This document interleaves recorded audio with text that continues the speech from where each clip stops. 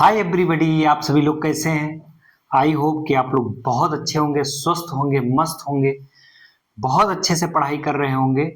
तो उत्तर प्रदेश में कड़ाके की ठंडी हो रही है, तो आप सभी लोग ठंड से बहुत परेशान होंगे। उत्तर प्रदेश की कड़ाके की ठंडी देखते हुए उत्तर प्रदेश सरकार ने क्लास फर्स्ट से लेकर 12th तक सभी बच्चों की छुट्टी कर दी है 1 जनवरी तक।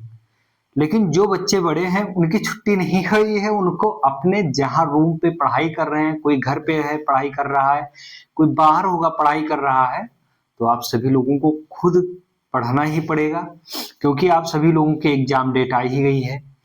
यूपी होमगार्ड की एग्जाम डेट आ गई थी और बहुत बड़ा तोहफा उत्तर प्रदेश सरकार आप सभी लोगों को न्यू ईयर में बहुत बड़ा तोहफा देने वाली है। यूपीपी की वैकेंसी, उत्तर प्रदेश पुलिस की वैकेंसी आप सभी की इसी दिसंबर 2025 यानी कि 31 दिसंबर 2025 के पहले आ जाएगी। आप सभी लोग नोटिफिकेशन देख लेना। आप सभी का फॉर्म जो है वो 2026 जनवरी से भरा जाएगा। तो आप सभी लोग अब इस मौके को न छोड़ें। सरकार आप सभी लोगों को एक से बढ़ के एक तोहफा दे रही, लगातार वैकेंसी देती जा रही है। अब इतना बड़ा बड़ा तोहफा दे रही है, तो आप भी अपने आप को, अपने घर वालों को, अपने माँ बाप को एक बहुत बड़ा तोहफा दें नौकरी के रूप में। अगर आप नौकरी ले लेंगे, पा जाएंगे, तो उससे बड़ा बड़ा तोहफा आपके लिए कुछ नहीं है। और न्यू ईयर सेलिब्रेशन करने में, बर्थडे सेलिब्रेशन करने में, शादी सेलिब्रेशन करने में तभी मजा आता है जब आप कुछ कर रहे हो, नहीं तो वैसे इतना मजा नहीं आता मेरे दोस्त। तो आप सभी लोगों को सरकार जब इतना बड़े तोहफा दे रही है, तो आप क्यों ना उस तोहफे का वो लाभ उठाकर आप अपने माँ बाप को और अपने सपने को साकार करें। हमारा जो ये बैच चल रहा है यूपी होमगार्ड के लिए, ये बिल्कुल फ्री है, निःशुल्क है, इसके लिए हम कोई शुल्क नहीं ले रहे हैं। तो उत्तर प्रदेश होमगार्ड का सिलेबस हम फ्री में करवा रहे हैं भैया। इतना बेहतरीन सिलेबस कंप्लीट करवाएंगे, इतना बेहतरीन क्लास आ रही है आपकी, एक से बढ़ के एक। आप सभी लोग क्लास को मिस ना करें। मैं पूरे दावे के साथ कहता हूं कि यूपी होमगार्ड का जो बैच हम पढ़ा रहे हैं, जो क्लास ले रहे हैं, इतनी बेहतरीन क्लास फ्री में पूरी यूट्यूब दुनिया में कोई नहीं दे रहा है। सब लोग पेमेंट पे दे रहे हैं भाई, मैं फ्री में दे रहा हूं, तो आप सभी लोग लाभ उठाइए। यूपी होमगार्ड का जो सिलेबस शुरू किया उसमें सबसे पहले हम उत्तर प्रदेश पढ़ाना शुरू किए हैं। पहले हम उत्तर प्रदेश के सिलेबस को पूर्ण रूप से खत्म करते हैं, मजबूत पकड़ बनाते हैं, जहां से क्वेश्चन सबसे ज्यादा आने उस पर हम एक मजबूत पकड़ बना लेंगे। उसके बाद हम एक के बाद एक सब्जेक्ट लगातार पढ़ेंगे, पूरा सिलेबस कंप्लीट करेंगे। और सिलेबस के साथ साथ हम आपको फरवरी से क्विज भी करवाएंगे। दबंग सीरीज आएगी आप सभी की, एक दिनों में 10 क्वेश्चन आएगा। 10 ही क्वेश्चन इसलिए करवाने का मेरा उद्देश्य है, अगर हम आपको 100 क्वेश्चन कराएं तो 100 क्वेश्चन में से कुछ फंसे। ऐसा ना हो कि हम आपको 10,000 क्वेश्चन पढ़ा दें, उसमें से 10 क्वेश्चन ना फंसे। हम आप सभी का समय का बहुत महत्वपूर्ण ध्यान रखते हुए और कम से कम समय में ज्यादा चीजें, अच्छी से अच्छी, जो आपके एग्जाम के लिए हेल्पफुल हो, और आप जब एग्जाम हॉल में बैठे तो हमारे एक एक शब्द और हमारी एक एक पॉइंट, जो पॉइंट पढ़ा रहे हैं, पॉइंटर पढ़ा रहे हैं, वो आपके एग्जाम के परीक्षा में सीधे सीधे छप के आए, और आप भी जब बाहर निकले तो खुशी से झूम उठे कि आपका पेपर बहुत अच्छा हुआ है। तो फिर हम देर ना करते हुए आपके सिलेबस पे उत्तर प्रदेश के, जो उत्तर भारत का राष्ट्रवादी आंदोलन था, उस समय उत्तर प्रदेश में राष्ट्रवादी आंदोलन क्या क्या हुआ, उत्तर प्रदेश में कांग्रेस के कितने अधिवेशन हुए, ये सब जानेंगे। कहां पे हुआ, किसने अध्यक्षता की, किस सन में किया गया।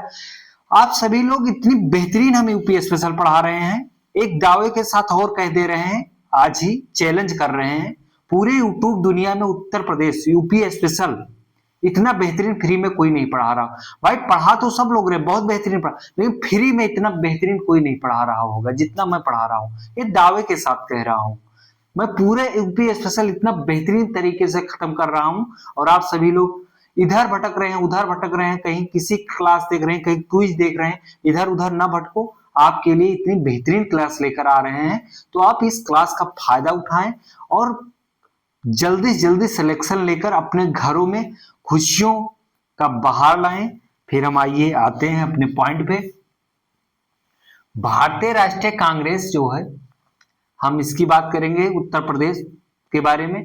भारतीय राष्ट्रीय कांग्रेस की स्थापना कब हुई थी हम जानते हैं, उसके बाद हम जानेंगे कि भारतीय राष्ट्रीय कांग्रेस का जो अधिवेशन था वो उत्तर प्रदेश में कहाँ पे, किस स्थान पे, किस वर्ष आयोजित किया गया, किसने अध्यक्षता की, ये सब जानेंगे।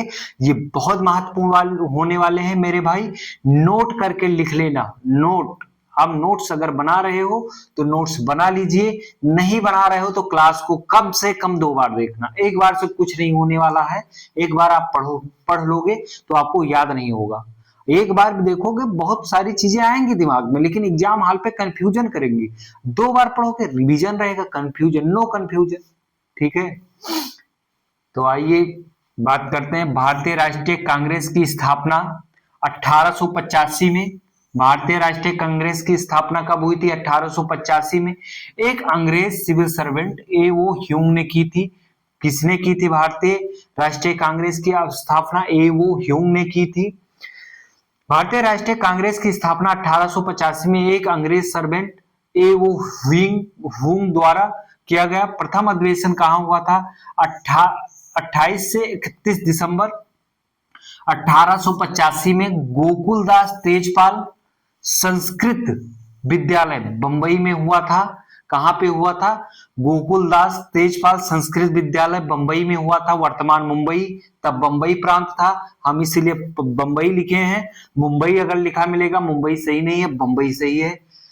इसमें कुल कितने प्रतिनिधियों ने भाग लिया था उस टाइम पे? कुल 72 प्रतिनिधियों ने भाग लिया था। इसमें अधिकतर सदस्य जो थे वो वकील थे। और हम जानेंगे कि हमारे उत्तर प्रदेश से कितने व्यक्तियों ने भाग लिया था। तो उत्तर प्रदेश से कुल 8 प्रतिनिधियों ने भाग लिया था। कितने प्रतिनिधियों ने भाग लिया था? 8 प्रतिनिधियों ने भाग लिया था। तो हम यहाँ पे 8 प्रतिनिधियों का नाम नहीं लिखे हैं, लेकिन हमें बोल दे रहे हैं, आप सभी लोग लिख लीजिए। 8 प्रतिनिधि उत्तर प्रदेश के कौन कौन थे, आइए हम जान लेते हैं। उत्तर प्रदेश के 8 प्रतिनिधि कौन कौन थे? मुंशी ज्वाला प्रसाद, बाबू जमुना दास, शिव प्रसाद चौधरी, रामकली चौधरी, प्राणनाथ पंडित, गंगा प्रसाद वर्मा, लाला बैजनाथ तथा जानकी नाथ घोषाल थे। इतने लोग थे, 8 लोग थे। इन 8 लोगों का हमने नाम बोल दिया, आप लिख लेना। वैसे वो इतना इंपॉर्टेंट नहीं है जितना ये पूछा जाना आपके पेपर से में है कि कितने प्रतिनिधियों ने भाग लिया था। 8 लिया था। सबसे महत्वपूर्ण तो ये है कि राष्ट्रीय कांग्रेस की स्थापना कब हुई थी, ये याद कर लेना। 1885, बहुत इजी है। किसने की थी? ये वो ह्यूम ने। कहां के थे? एक अंग्रेज थे, अंग्रेज सर्वेंट थे। प्रथम अधिवेशन कहां हुआ था? बंबई में हुआ था। कब हुआ था? 1885 में। कब? 28 से 31 दिसंबर। कहां, किस स्थान पे हुआ था? तो गोकुलदास तेजपाल संस्कृत विद्यालय बंबई में हुआ था। कुल 72 प्रतिनिधियों ने भाग लिया था। इसमें कितने प्रतिनिधि, सर्वाधिक प्रतिनिधि किस क्षेत्र से थे? तो वकील थे। उत्तर प्रदेश के कुल 8 प्रतिनिधि थे। ये पीवाईक्यू उठा के देख लेना। आप सभी लोग पीवाईक्यू नहीं देखते हो, पीवाईक्यू देख लीजिएगा, बहुत बार पूछा गया, इसलिए मैं बार बार उस उसी पॉइंट को लेकर आता हूं जो आपके पेपर में छपने वाला है।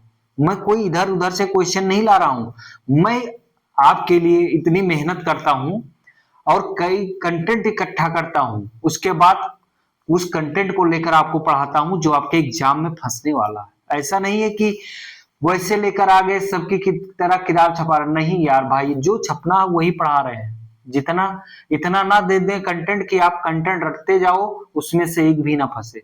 ऐसा नहीं है, ना कोई व्यू के चक्कर में है, ना हमें कोई बहुत बड़ा लाभ लेना है। बस हमारा एक ही उद्देश्य है कि आप सभी का सिलेक्शन हो। मेरा एक ही उद्देश्य है, आप सभी लोग सरकारी नौकरी पाएं और जल्दी जल्दी अपनी घरों में खुशियां लाएं। उत्तर प्रदेश में भारतीय राष्ट्रीय कांग्रेस के 1947 तक कितने अधिवेशन हुए थे? बहुत महत्वपूर्ण है। कितने? कुल 9 अधिवेशन हुए थे उत्तर प्रदेश में। जितने भारतीय राष्ट्रीय कांग्रेस के जितने अधिवेशन हुए थे अलग अलग जगहों पे, उसमें से कितने आपके उत्तर प्रदेश में हुए थे? यानी कि 9। ठीक है, उत्तर प्रदेश में कांग्रेस अधिवेशन, आइए हम जान लेते हैं। हमने जो क्रम में हुआ था, जिस क्रम में अधिवेशन हुआ था, उस क्रम को लिखे हैं, ना कि हम 1 2 3 4 5 6 7 ऐसे नहीं लिखे। हम जिस क्रम में हुआ था उस क्रम में लिखे। चौथा अधिवेशन हुआ था उत्तर प्रदेश में, उत्तर प्रदेश का पहला था, क्रम से ये चौथा था। तो ये कब हुआ था? 1888 में हुआ था। किसने किया था? जॉर्ज ज्यूले ने किया था। ये एक अंग्रेज थे। कहां पे हुआ था? इलाहाबाद में हुआ था। प्रथम अंग्रेज अध्यक्ष थे और प्रथम बार हिंदी में भाषण भी दिया गया था यहाँ पे। अभी तक जो भाषण दिया जा रहा था राष्ट्रीय कांग्रेस के अंदर वो अंग्रेजी में दिया जा रहा था। यहाँ पे प्रथम यानी कि पहली बार हिंदी भाषा में भाषण दिया गया। फिर 8वां अधिवेशन यानी कि उत्तर प्रदेश का दूसरा, क्रम वाइज 8वां, 1892 में हुआ था। किसने किया था? व्योमेश चंद्र ने किया था। अध्यक्षता किसने की थी? व्योमेश चंद्र ने की थी। कहां पे हुआ था? इलाहाबाद में। इसमें जो बात की गई थी, अंग्रेजों से सुधार की मांग की गई थी, वो मुद्रा नीति में सुधार की बात की गई थी कि मुद्रा नीति में सुधार किया जाए, अंग्रेजों से मांग की गई थी। 15वां अधिवेशन यानी कि यूपी का तीसरा, क्रम वाइज 15वां, 1899 में हुआ था। कहां पे किसने अध्यक्षता की थी? रमेश चंद्र दत्त ने की थी। किसने की थी भाई? रमेश चंद्र दत्त ने। कहां पे हुआ था? लखनऊ में हुआ था। इसमें क्या बात हुई थी? इसमें शिक्षा व उद्योग समस्याओं का निवारण के बारे में बात की गई थी, मांग की गई थी। हम फिर 21वां जानते हैं। 21वां 1905 में हुआ था। किसने अध्यक्षता की थी? गोपाल कृष्ण गोखले। बनारस में ये कहां अधिवेशन हुआ था? बनारस में। गोपाल कृष्ण गोखले गांधी जी के राजनीतिक गुरु थे। किसके? राजनीतिक गुरु थे गांधी जी के। और यहाँ पे किसकी बात की गई? बंग भंग निंदा की बात की गई। जब वहां पे बंगाल विभाजन के लिए प्रस्ताव पास करता है और बंगाल विभाजन की बात होती है तो गर्म दल के जो नेता थे वो इसका विरोध कर रहे थे और यहाँ पे बंग भंग निंदा प्रस्ताव पास करने की बात की गई थी और पास किया गया। कहां पे? बनारस में। और यहीं से नरम दल और गर्म दल के बीच बहुत टकराव हुआ, टकराव की स्थिति उत्पन्न हो गई। कहां पे? बनारस में जो हुआ था।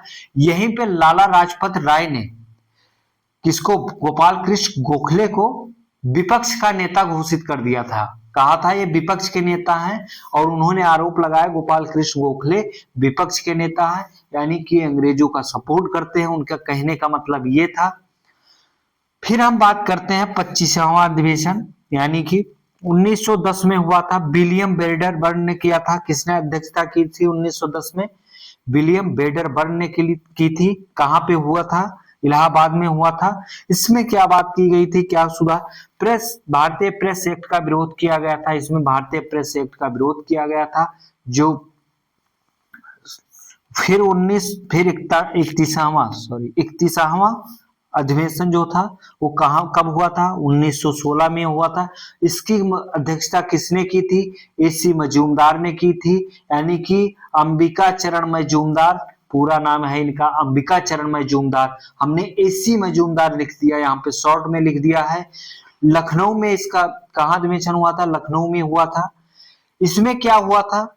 नरम दल गरम दल 1907 सूरत अधिवेशन में नरम दल और गरम दल के बीच फूट हो गई थी। वहीं से दोनों लोग अलग अलग हो गए थे। दोनों लोग अपनी जो नीतियां थी, नरम दल जो था वो बहुत मतलब याचना प्रार्थना करके आजादी की मांग कर रहा था। गरम दल कह रहा था कि ऐसे हमें आजादी नहीं मिल सकती, हमें इनके सामने लड़ना होगा, हमें अंग्रेजों से लड़ना होगा, हमें इनको देश से बाहर निकालना होगा। और वो स्वाधीनता की बात करते थे और ये शासन में सुधार की बात करते थे और वो आजादी की बात करते थे। यही फर्क था दोनों में। और फिर नरम दल गरम दल कहां पे? लखनऊ 1916 में क्या हो जाते हैं? एक हो जाते हैं। यहीं पे नरम दल गरम दल का मिलन होता है और यहीं पे मुस्लिम लीग पैक्ट यानी कि कांग्रेस मुस्लिम लीग समझौता भी होता है। कहां पे? लखनऊ में। मुस्लिम लीग की जो स्थापना हुई थी वो अलग था, लेकिन अब कहे हम सब लोग एक साथ आएंगे और एक साथ मिलकर अगर लड़ेंगे तभी आजादी मिलेगी। वैसे हम वरना अंग्रेजों से नहीं लड़ सकते हैं अकेले अकेले। हर व्यक्ति की, हर नरम दल की अपनी मांग थी, गरम दल की अपनी मांग थी, मुस्लिम लीग की अपनी मांग थी, लेकिन सबकी एक मांग होनी चाहिए, एक गुट होना चाहिए। तो कौन था वो? कांग्रेस। कांग्रेस, राष्ट्रीय कांग्रेस जो थी उसके आज अंतर्गत तीनों लोग मिलकर काम करेंगे, नरम दल, गरम दल और मुस्लिम लीग। इसको मुस्लिम लीग पैक्ट कहा जाता है, मुस्लिम लीग समझौता कहा जाता है। ये कब हुआ था? 1916 में। बहुत इंपॉर्टेंट है, रट लेना ये। इसकी अध्यक्षता किसने की थी? अंबिका चरण मजूमदार ने की थी। फिर हम 40वां अधिवेशन की बात करेंगे, कब हुआ था? 1925 में हुआ था। 40वां अधिवेशन कब हुआ था? 1925 में हुआ था।